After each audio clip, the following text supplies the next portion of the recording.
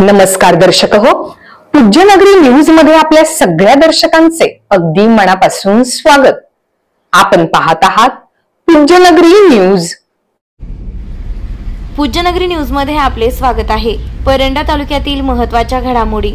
परंडा येथील दरगाहच्या जमिनीची बेकायदेशीर खरेदी विक्री व अतिक्रमण काढण्याची मागणी, कारवाई नाही झाल्यास 15 ऑगस्ट रोजीपासून उपोषण। असलम मुजावर यांचा इशारा। माझं नाव असलम बशीर मुजावर। काय मागणी, काय तक्रार आहे?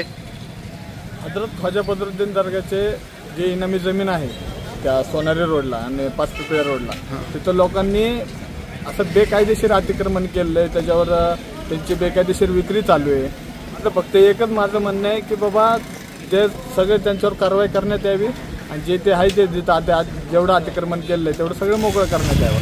नंतर हे नाही झालं तर मी 15 ऑगस्ट पासून उपोषण चालू करणार आहे। कुठे उपोषण? आता बातमी विस्ताराने।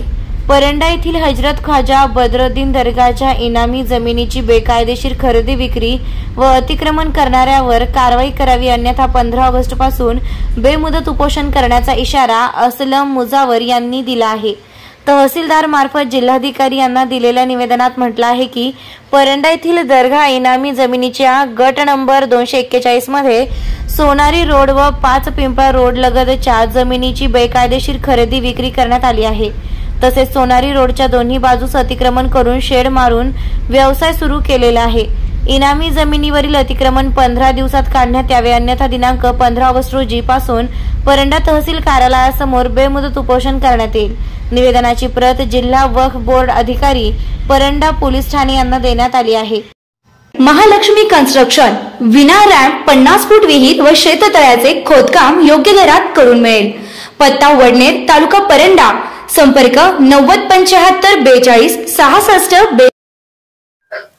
चालू घडामोडींचे अपडेट्स जाणून घेण्यासाठी आपल्या पूज्यनगरी न्यूजला सबस्क्राइब जरूर करा, लाईक करा, शेअर करा व कमेंट देखील करा।